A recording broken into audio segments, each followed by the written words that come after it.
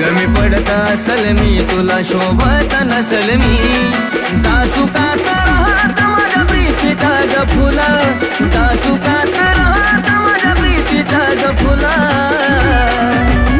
पाखरा आजाद केलं तुला पाखरा आजाद केलं तुला